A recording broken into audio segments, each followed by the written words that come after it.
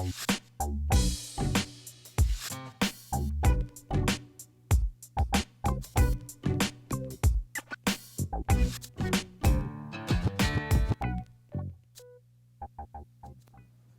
guys are very good. You're in your seats right at 10 o'clock. I'm proud of you.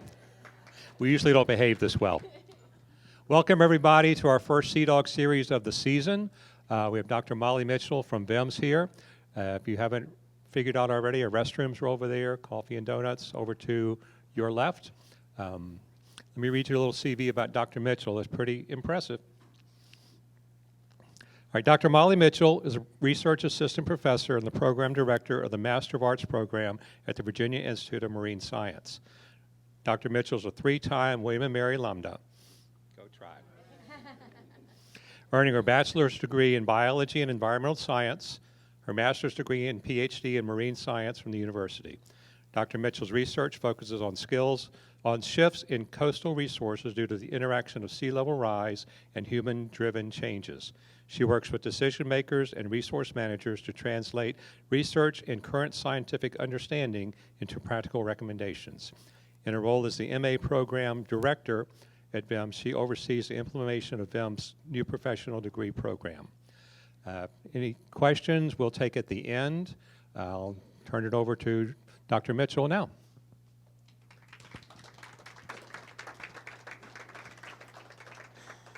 Thank you. So yeah, today I'm here to talk to you about sea level rise, more importantly, how it's becoming an issue, a sort of emerging issue now. So in the past 10, 15 years, it's become a problem we are more aware of. And then what can we do about it? How can we adapt to it? Okay, so why is this becoming an emerging problem? So this is downtown Norfolk. It's near ODU. This is a beautiful sunny day. You can see that. We're just driving down the road. Do you see this house back here? That house is on the waterfront. Okay, so we're probably 3 blocks up from the waterfront when this picture was taken.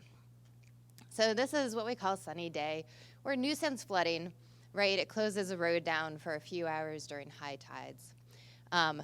But this is something that really wasn't a problem 20 years ago.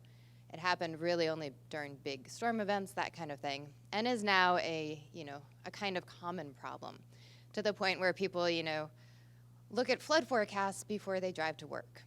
Okay, so why is that happening? And so the big driver of that is sea level rise. And how do we know sea level's rising? Well, we have tide gauges that are in all of our major harbors.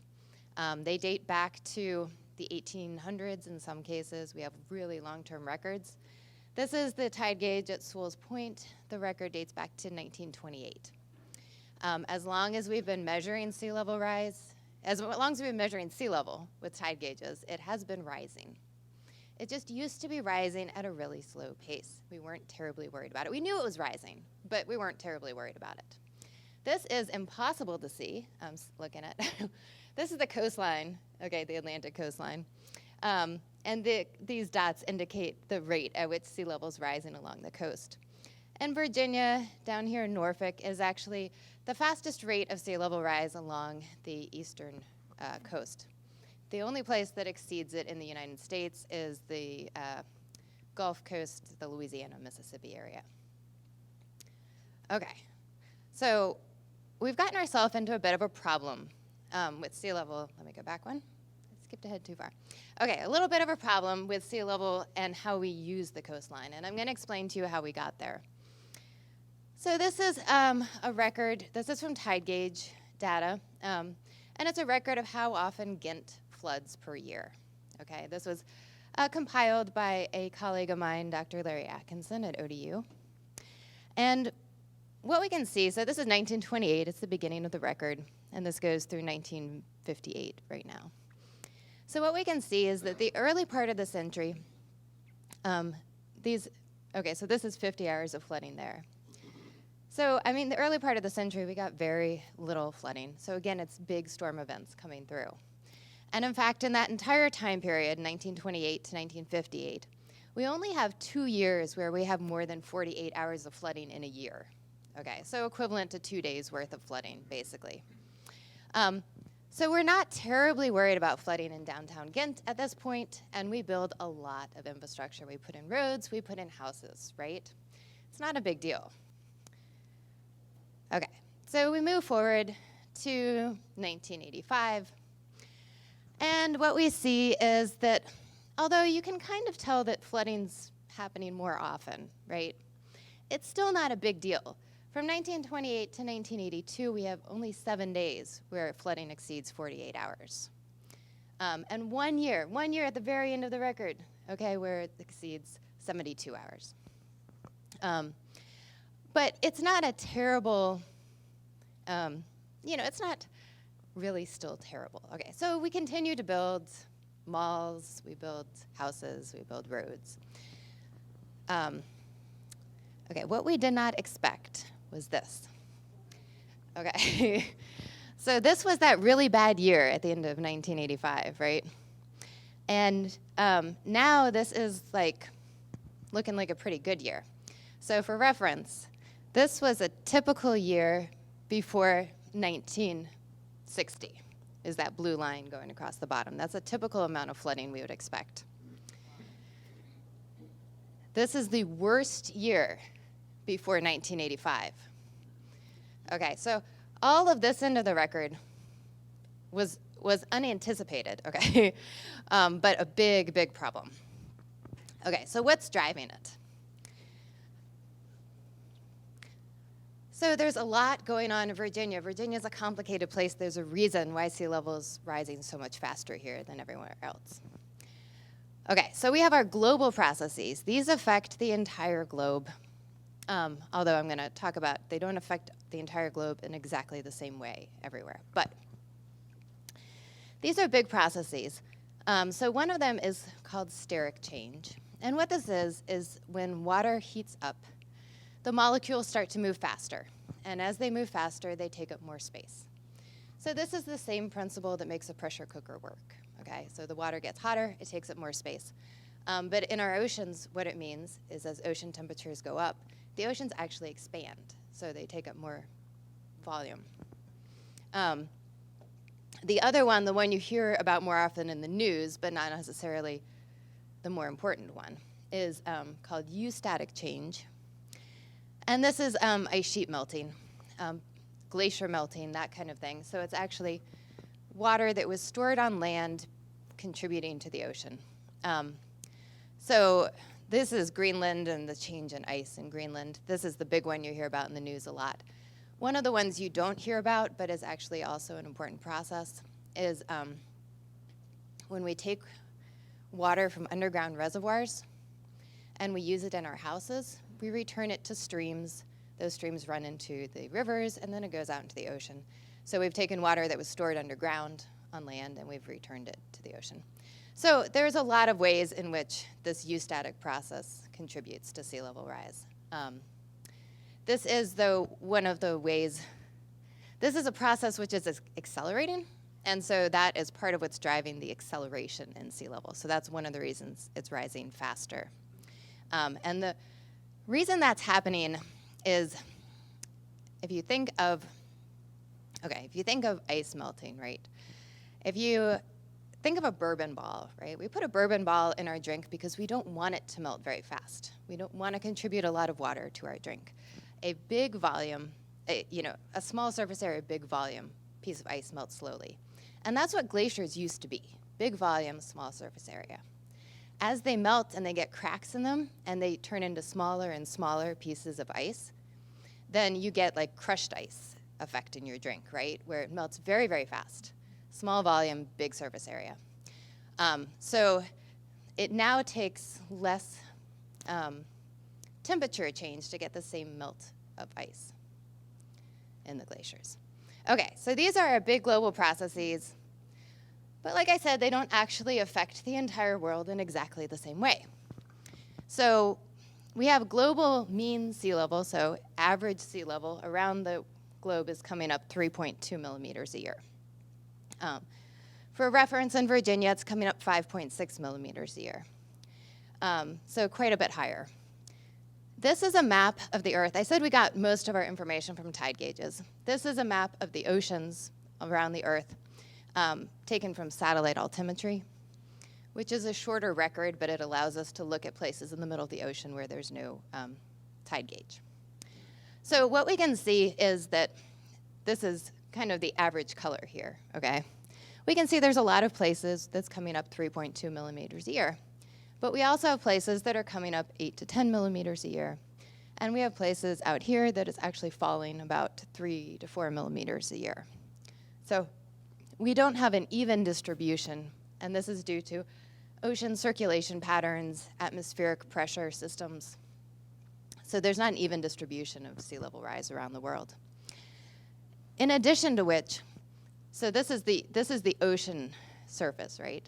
But land, things can happen on the land that also affect what we call relative sea level rise. So relative sea level rise is the experience of a house sitting on the coastline, okay? So it's all the different processes added up together. And in Virginia, that's where our 5.6 millimeters a year comes from. It's relative sea level rise, and it accumulates some other local factors that we're about to talk about. So just for perspective, Louisiana, so Eastport, Maine, it's only coming up 1.7 millimeters a year. So Eastport, Maine's doing pretty good. This is the Gulf Coast. This part of the coast is 7 millimeters a year-ish right now. A lot of that is due to, they've had over the years a lot of hydrocarbon withdrawal and water withdrawal, groundwater withdrawal, which has led to the ground sinking. And then in the upper part of Alaska there, sea level is actually falling relative to the land. This is because of tectonic uplift, so there's a lot of tectonic activity in that area, and the ground is rising. So the water's falling relative to the land. So what's making our rates higher in Virginia? So like the Gulf Coast, we do have issues with ground sinking. And there are two drivers of this. The main one is a long-term process called glacial isostatic adjustment. And what this is last time that there was a global ice age, okay? There was a big glacier that stretched all over Canada and northern New England. And this glacier was really big, it was really heavy, and it actually pushed down on the crust of the Earth. Well, Virginia's connected to the same crust as New England. So when New England got pushed down, Virginia bulged up. And at the time, sea level was falling relative to the land because the land was going up. So the ice sheet melts, and very, very slowly, over tens of thousands of years, hundreds of thousands of years, really, the Earth is flattening itself back out. And so what happens is that we have this sinking of the land in Virginia, relative to the water level. So this is contributing to our sea level rise, our relative sea level rise rate. And I showed you in Maine that the rates were actually quite low. So it's actually rebounding a little bit in Maine, and so they're getting a little less of an effect. The other thing that can cause our land to sink is groundwater withdrawal. We don't have problems of the level they had in Louisiana, or Galveston, Texas, where at one point the land was sinking 10 inches a year. Okay, we've never had problems like that. But we do have the paper mill up at West Point and the pulp mill down in Franklin have historically drawn a lot of groundwater and have caused what they call cones of depression around those two plants, where the ground sinks a little bit faster due to that loss of groundwater. One of the other really interesting things about Virginia, and this is kind of a unique process, has to do with what's called the Atlantic Meridional Overturning Circulation. And it's a long name, but we call it the Gulf Stream, where it comes off the Chesapeake Bay, okay? But the Gulf Stream's actually part of this huge circulation pattern where water heats up in the tropics. It comes up along the coast of Virginia, goes out into the ocean. It goes past the coastline of Europe, and this is one of the reasons why winters in England are somewhat milder than they are in the same latitude in North America. When it gets up to Greenland, it cools, it sinks, because cold water is denser than warm water. So it goes to the bottom of the ocean, and it returns down to the tropics along the bottom of the ocean. And so this pattern continues on and on. One of the things that's been happening with it, though, is that this pattern is somewhat driven by the rate at which water cools and sinks. So it's been slowing down over the past 30 years or so. And so this was the Gulf Stream path from 1996 to 2003.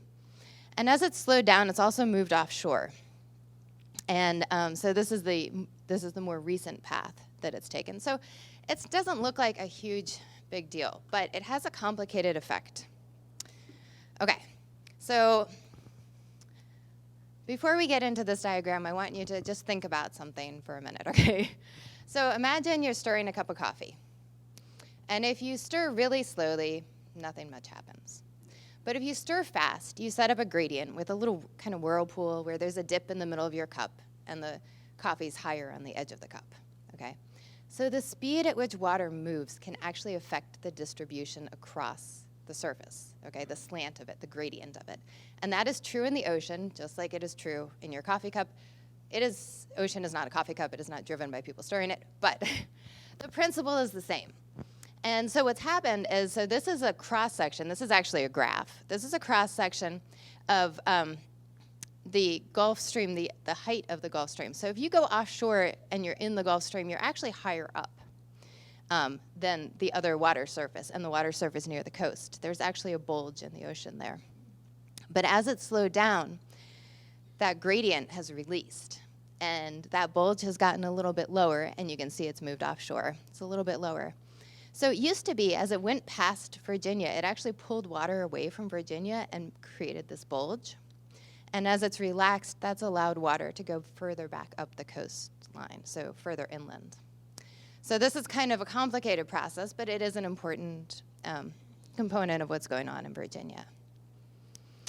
Okay, so if we want to talk about what's happening in Virginia, what we're expecting to see, okay? This is a graph. These blue lines are monthly mean sea level coming from the tide gauge at Sewell's Point, Norfolk, so they are data. The blue stuff is data. The orange line going through it is a projection. So based on the historic record, so since 1969 through current times, if you continue that pattern out into the future, what do you expect to see? And you can't probably read it. It's a little fuzzy on the screen, but it's about 1.6 feet of sea level rise is what we're expecting to see by 2050 in Virginia. So it's not a lot unless you're in a really, really flat area, okay? Like Pocosin or something like that. 1.6 feet is quite a bit. The other thing that we need to consider that's on this graph is that you see all the variability in sea level before. Okay, so we have this trend line, right, that comes through, the orange one. But the actual record goes above and below it and above and below it, right? There's a lot of variability from year to year in sea level. So that's going to continue going out into the future. We don't know what year it will be high and what year it will be low, but we know that it should fall within these two bounds, okay? And so what that tells us is that in 2050, somewhere between 2040 and 2050, okay, there will be years when sea level is only a foot higher than it currently is. But there'll also be years when it's 2.2 feet higher than it currently is. So if you imagine a hurricane coming in a year when it's 2.2 feet higher than what it currently is, it would be fair to say the impacts are going to be quite dramatic.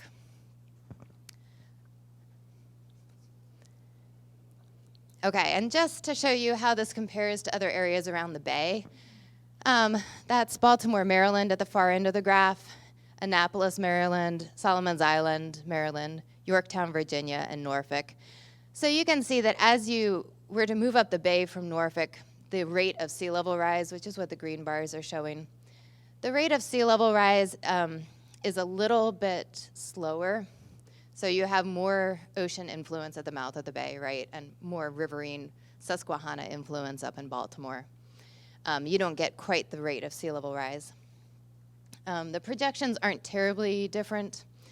So Norfolk's, 1.6 feet, and Baltimore is closer to the 1 foot, 1.3 feet maybe range. So the projections aren't terribly different, but it is a little bit more of an issue at the mouth of the bay than it is at the upper part. Okay, so if we want to move forward from more than past 2050, we can't use historic records anymore. And the reason is historic records assume that the future is like the past. And that's a pretty good assumption within a short time frame. But the further out we go, the less we can make that assumption.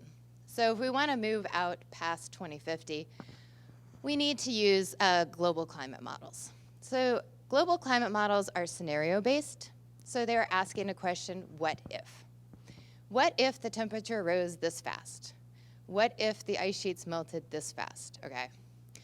So they're not actually projections in a this is what we expect to see. They're projections in a these are different possible futures, and this is the outcome of each of those possible futures. So this is the NOAA's 2017 forecast for the Norfolk, Virginia area. And they range anywhere from 1.5 feet of sea level rise to 11 feet of sea level rise by 2100, depending on what if scenario you're using, right? So this 11 feet, is a pretty extreme assumption in that all the ice sheets melt very rapidly, and we get some other patterns that occur very quickly. We can say pretty confidently that these two bottom ones are unlikely. The reason we can say that is that the historic trend already outpaces the two bottom. So getting to these two bottom ones would require that our entire system change in a positive way, right? These two curves are the ones that are most similar to the historic trend, and this upper one is the one that the state of Virginia chose to use for planning purposes. So when state buildings are built, they're built to this projection at this point. Okay, and I should mention we have a website called adaptva.org or adaptva.com. A lot of the stuff I'm going to show you is on that website. So if you want to go around, and look at it yourself and play around, that's how you find it. This website was created really to provide information originally to localities, although a lot of individual people use it too. And the goal is just the belief that good information leads to informed decisions. And so the information's out there and people use it, however they want. But you're going to see that website a lot as I move through the talk.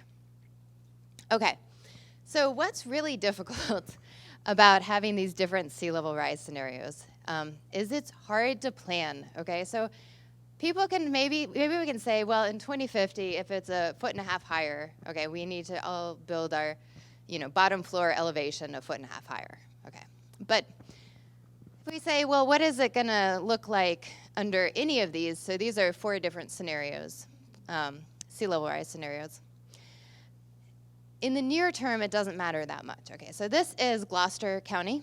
VIMS is located right down there. And the orange portions are the areas that are between the lowest and the highest curve in 2040. So what it means is these orange areas will not be underwater under the lowest scenario, but will be underwater under the highest scenario. Okay, so we don't really know what's going to happen with these areas. But it's not a lot of area, okay? So we're not terribly worried about those areas. We can probably come up with plans for small areas. If we look at 2080, though, we now have same thing, highest and lowest curve. So the areas that are blue are underwater under any scenario. Okay, we firmly believe these will be underwater in 2080. The orange areas are the area that might be underwater and might not be underwater.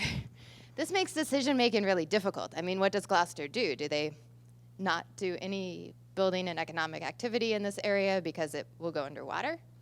Or are they giving up the opportunity to use it if they don't because it won't be underwater, right? We don't know. We really don't.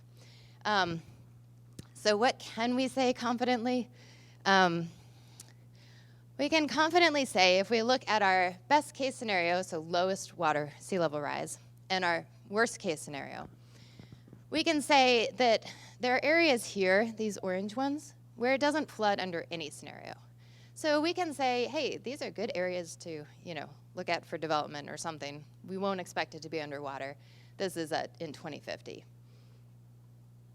If we look, some areas we can say are underwater under any scenario, okay? So again, that tells us something. But then we get these areas like the blue arrows pointing to that are really just hard to predict outcomes. And this really is a planning conundrum. It's a difficulty in how we use our lands. Okay, so there are a lot of questions that people have, and there are a lot of questions localities have. They tend to be different questions. So individuals want to know, is my house likely to flood when a storm comes through? Should I get flood insurance? That's something people ask me a lot. How could I save money on flood insurance? Should I park my car in a different place today? Will I still be able to access, I wrote here, will I still be able to access my house in 20 years? What people actually ask me is, when should I sell my house? And I can't tell you that, but and then localities want to know when they're planning what rate they should use, what roads in current development are likely to flood in the future. They want to know what their neighboring localities are doing. Okay, not everybody likes to be the locality that's doing its own thing. They want to know what their peers are doing. And then a really important one is what legal authorities they have to address these different flooding problems. Virginia is a Dillon Rule state, so localities can only take action that was specifically given to them by the General Assembly. So if they don't have the specific authority to address something, they can't necessarily do it. So understanding the bounds of the legal authority is really important. And we collaborate with that with the Virginia Coastal Policy Clinic. And so their students have written a bunch of papers that are available on the ADAPT VA website to address those questions of different legal authorities. So ADAPT VA is actually a collaboration from a lot of different partners. We have forecasts on there. We talk about adaptation, tools, and then we have websites from other places that have emerging kind of issues and concerns that are important for planning efforts. It is, as I said, really designed to help localities with their planning efforts to give them the information they need. But there's a lot of information for individuals on the site too. So I'm going to show you some of the stuff that's on there. So we have maps of the entire coastal Virginia for every 10 years of projected sea level rise under all 6 scenarios. So you can pick a scenario and you can look through time and see how sea level is changing. This is Jamestown Island. And this is the state planning guidelines. So this is the intermediate high scenario that I was showing you earlier. So in 2020, you can see this is mostly marshland. There's a lot of marshland on Jamestown Island. You can see it's mostly marshland in 2020. And then by 2050, you can see it's creeping up everywhere, right, into areas that are currently upland. So all these forests here, these fingers of forest, start to disappear. And then by 2100, the island, the color of blue indicates the depth of the water. By 2100, the island is predominantly underwater. So we have that, like I said, for the entire coastline of Virginia. If you want to go and look at your house and figure out, how long you're staying there, this is,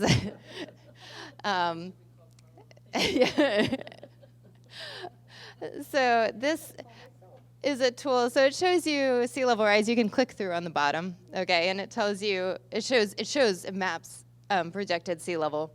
But then if you actually click on a dot or an area, it will tell you, oh, this is in kind of the wrong area now. It'll tell you how deep the water will be at any given year is projected to be under that forecast, okay? So this spot in 2010 did not flood, but by 2100, we expect there to be 4 feet of water there. Then the other question is, flooding is one thing, accessibility is a different thing. So this is the Chrysler Museum down in Norfolk. You see the duck there? It's a nice flooded day. And so you can see the entrance to the Chrysler Museum itself is not flooded, but you can't get to it because the road in front of it is flooded, right? So there's areas that are flooded, and then there's areas that are inaccessible.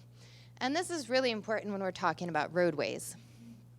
And so we have a tool in there that looks at roads. And so this is Jamestown Island again.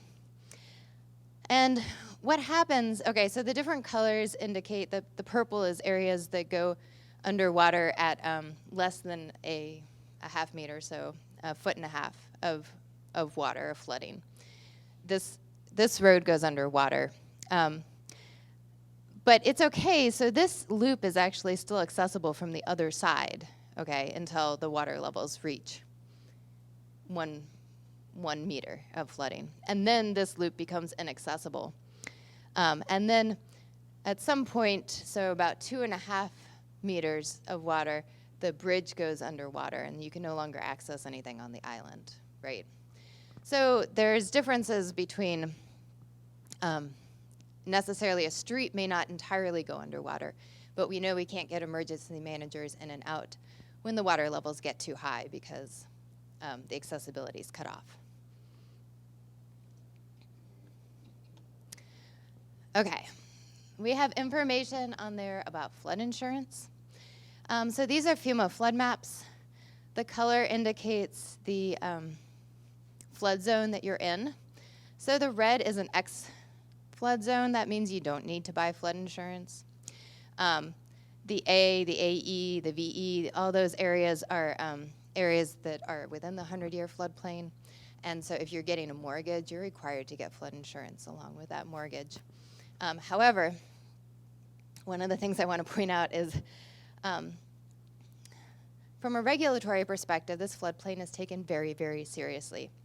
Okay, so these people don't have to buy flood insurance. But we can see that if they were living right here, they would need to. So they might want to buy flood insurance. They're not required to, right? But we know that this line is not as hard as it looks on the ground. So from a regulatory perspective, you're not required to get it, but it is, it's good to know where you live relative to where the floodplain is, because you might want to get the flood insurance. It's usually not as expensive if you live outside the floodplain. Okay, how can you save money on flood insurance?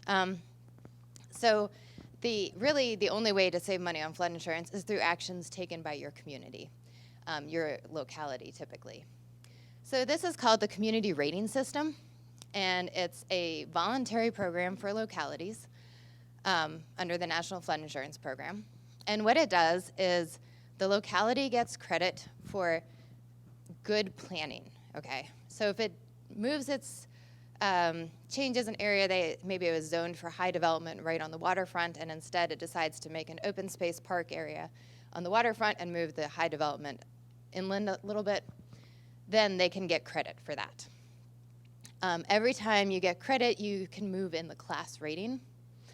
So like a class 6 rating gets every policyholder in that county a 20% reduction on their flood zone, their flood insurance, okay? So this is a program only the locality can undertake it, but it benefits every policyholder in the area. So there's more information of this on Adapt VA. You can go in and you can see your locality and you can see the actions it's taken. You can see what its current class rating is. And you can see actions other localities have taken. I think the 2 highest locality ratings right now are held by Gloucester County and Fairfax County, but I'm not, or Alexandria. Gloucester County and Alexandria, but I'm not exactly sure if that's changed. Okay, we have in the adaptation category, we have a lot of information on adapting to different types of flooding. So there's things for individual houses, and what it is, it shows you an example on the map of where it's been done. And so this is a house that's been elevated, and it talks about how much it cost, talks about how it was funded, what sort of programs help fund that kind of thing. So it has information about that kind of information. This is a house with a buoyant foundation, so it actually floats. It's not in Virginia. But it can talk about how much that would cost, that kind of thing. So this is just a good resource to understand what other people have done, what some solutions are out there. One of the things in there is this is a floodable building. This belongs to VIMS on the Eastern Shore Lab. And you can see here it's in a kind of a high-risk area, right on the waterfront. But it's a wet lab, so it needs to be there. But we lost it in a hurricane. It got completely destroyed. So we rebuilt, but we didn't want the new one to flood. And so what we did is we elevated the entire ground. So we brought the ground 6 feet above mean sea level. Then we have a 3-foot crawl space, so that brings the first floor 9 feet above sea level. And then we actually have a waterproof envelope, and the doors, they're hard to see in the picture, but the doors are like boat doors. They seal. So you can actually get 14 feet of flooding on the outside of this building without getting any water on the inside of it. And so we've tested it, and it did work well. The downside, of course, to this kind of adaptation is you can't get in and out of the building, right? You're stuck there. But the entire inside of the building was dry. The electrical systems run through the ceiling, so we didn't lose the electrical systems during this event. Yeah, that would be an option. And so just to let you know about some other climate resources, at VIMS we focus predominantly on sea level rise. We are a marine institute. But we are also part of a regional organization called the Mid-Atlantic Regional Integrated Sciences Assessment. It's now called, they renamed it, it's now called the Coastal Adaptation Program. It's a NOAA-funded program, and there are caps throughout the country. So ours goes from Virginia to portions of New York. It's the Chesapeake Bay watershed, basically. But in this, I have colleagues who work on other things like precipitation forecasting and temperature forecasting. And on their website, we have these things called community climate outlooks that we've kind of collaboratively built. And what they are is for any county from Virginia through Pennsylvania at this point, there is a specific projections for the county for sea level rise, for temperature changes, and for precipitation changes. And then it talks about some of the impacts associated with that. So, local specific knowledge. All right, so that is all I had to tell you all today. I'm happy to take questions if people have any. Yeah. Yeah, I'm just curious, no assessments of sediment influxes, changing coastlines. I mean, where I live in the Chisholm Creek, you get 4 feet. Yeah. All sorts of sediment. Yeah, there is, oh, sorry. Yeah, so the question being asked was about the sediment influxes into the bay and that kind of, whether that was being looked at.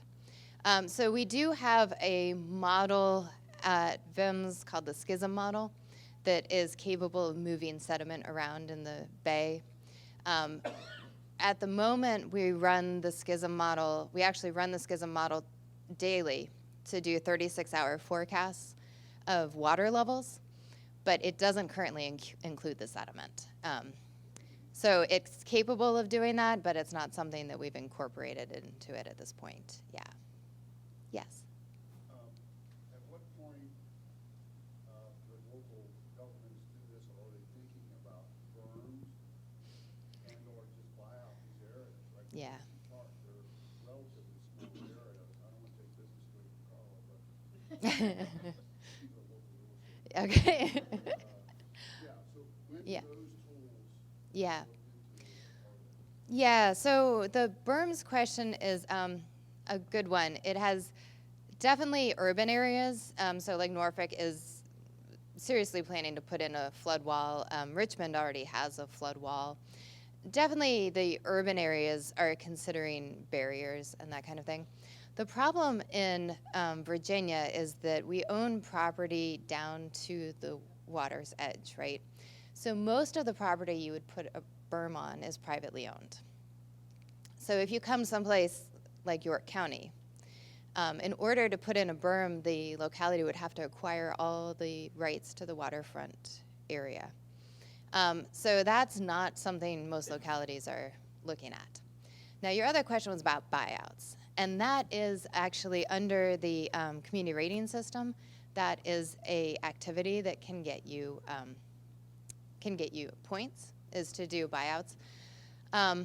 It varies locality by locality, the approach taken. I know at one point, I heard from residents in Gloucester that after every big storm event, they would get a mailing from the county that just said, hey, if you want to sell your property, if you're done with it, we would be willing to buy it out. And so they're usually done on a voluntary basis. Norfolk has also used buyouts as a way to help reduce risk. But it's really, in Virginia, it's a voluntary system, right? And so it depends on whether people are ready to up and move and leave the area. Yeah. Yes. So back to the land. Yeah. Last year or so, we had a talk on the big meteorite that hit Yeah. the bay and it's sinking. Mhm. How does that figure into? That's a really interesting question. So there are some scientists who think that that is one of the causes of land subsidence in this area. It definitely fractured the crust around the edge of the Chesapeake Bay. And then there are other scientists who think that it is not in any way contributing to land sinking. So it's kind of an open science question. We can measure how fast the land is sinking in areas, but figuring out which of those processes is driving it is difficult. One of the interesting things about the crust fracturing, though, is it has affected how salt water can get into wells and that kind of thing. So in some places, I've actually heard from neighbors where they both had 300-foot wells, and one of them is getting salt into the well, and the other one isn't. And that type of thing seems to be driven by the fracturing of the crust. It's just allowing salt in some areas, which makes it hard to predict. Yeah. A number of years ago, people were saying, or VIMS was saying, that living shorelines, et cetera, and the coastal wetlands were going to keep up with seawater rise. Yeah. Is that being rethought, or is that still? Yeah. So wetlands are tidal marshes, the tidal ones, are really interesting in that they do have some ability to speed up their processes in response to sea level rise. The problem is there is kind of a cap on how much they can speed up. So right now, sea level is close to that upper cap. And there's kind of two issues going on there. So one of the ways that marshes keep up is they capture sediment that comes in off the water. And so they keep that sediment on the ground, and so sediment in the water is actually good for marshes. Big sediment, okay, tiny fine sediment doesn't settle very well, but big sediment is actually quite good for the marshes. So you see in some areas where there was farmland, there was a lot of marsh around, and as the farmland has gone away, those marshes have started to drown. And so it's probably an issue where they needed the sediment coming from the farms to help subsidize their growth.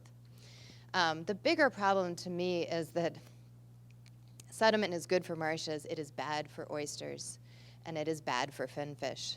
So we have all of our management is aimed at reducing sediment coming into the waterway for really good reasons. But it means that there's not a lot of sediment there for the marshes to use to keep pace with sea level.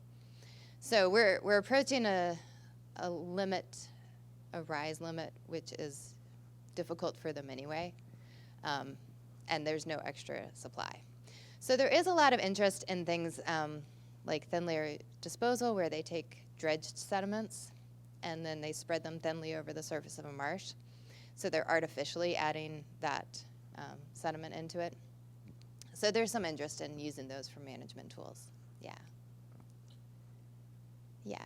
Is it feasible for desalinization to replace the groundwater loss, put it back, take it from the ocean and then put it back in the ocean for one-way street? Yeah, no, it's actually a really good question. We have a project called the SWIFT project in Virginia that the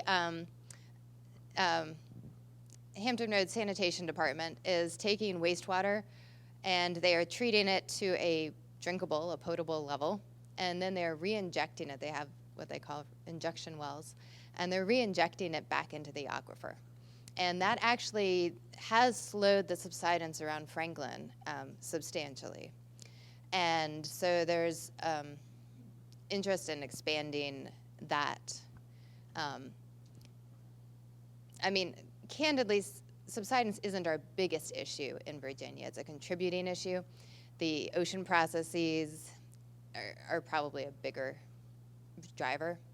So it's going to help, but it's not going to help maybe quite as much as, yeah. I was actually at a presentation by the USGS, US Geological Survey, and they were talking about how West Point actually quit pumping for a couple of weeks because of maintenance, and the ground level there came up 3 inches almost overnight when they stopped pumping.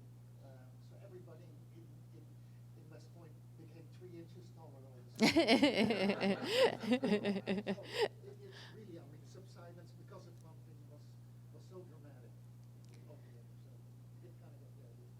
Yeah, a question in the back, and then you. Yeah. Mhm. About 3 years ago, we made some changes to our building codes, to our flood maps, and to our zoning maps.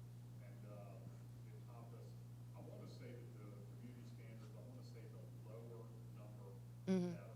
Yes. And encompassed it the next one, which saved everybody by some flood costs, about $400,000 total a year. So these actions at your localities, if you should continue to put pressure on your local supervisors to make these changes when at all possible, because this was a very easy fix, and it put us to the next level, saved collectively everybody about $400,000. You talked about the SWIFT program that's happening Yeah. right over across the bridge here. Yeah. The Hampton Roads Sanitation District, and they're pumping a lot of water into these aquifers. It's a really interesting program. My only reservation about that is the water that they're pumping in. Hopefully they're testing it for all kinds of things. Otherwise, they're going to be polluting an aquifer with some sort of unknown chemical that we're all aware of now that we know the name of in 5 years. Yeah, thank you for commenting particularly on York County's efforts in the community rating system, because an important point is that a lot of the stuff in the community rating system, some localities do not belong to it, but a lot of the stuff in it is really easy ways. So a lot of it might just be mapping. Well, we already actually mapped everything for you. You can take it off our website and turn it into FEMA, and they'll give the county discounts. Yeah. Go ahead. I was kind of related to Chad's. I know that York County, for building purposes and for new building or reconstruction, they're very, very, very prescriptive about how much non-permeable surfaces you can have on your property and how many trees you have to plant to account for that. How much does it help? Yeah. What does it help? What does it help? Yeah, because Just washing away of soil, or is it? yeah, so it's kind of a complicated nuance thing. Okay, so the tree planting and the riparian buffers in particular, so the trees along the waterfront, are mostly there to improve water quality.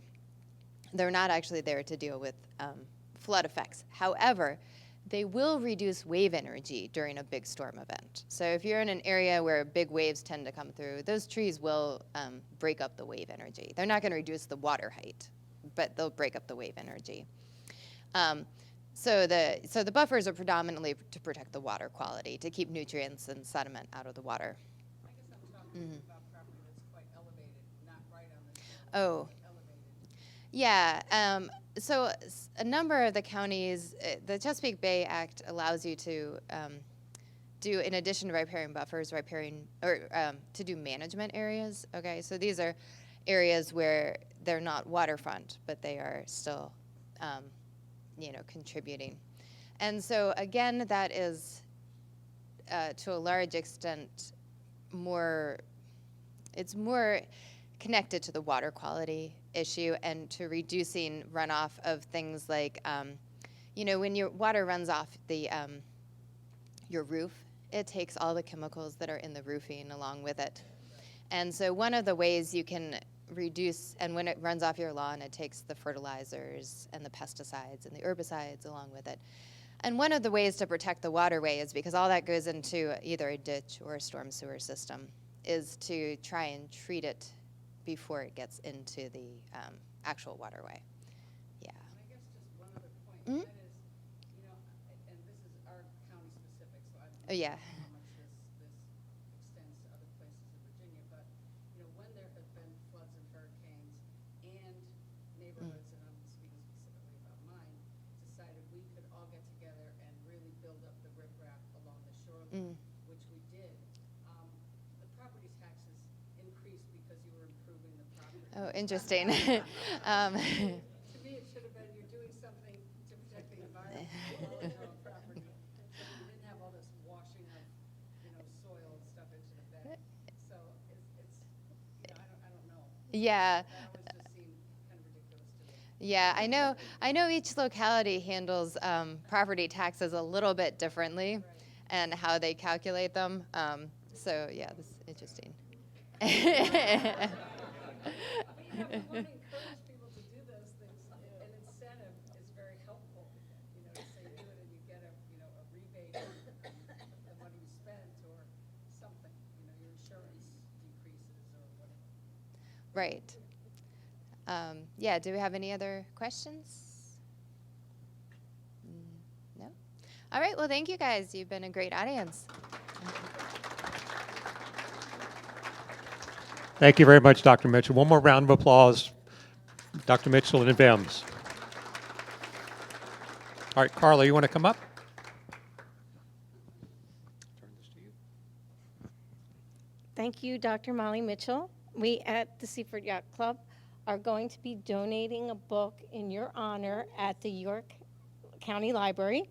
As soon as I get the title, I will reach back out to you. There'll be a nameplate in the front so that you can take it out and read your book. Thank you. Thank you. All right, thank you again, and thank everybody for turning out. Great turnout for our first Seadog of the winter months. Next one is in 2 weeks, History of Wormley Creek Marina, and 2 weeks, that's right. 1 week. That's right, 28th, February 28th, 1 week. January. Let me start over.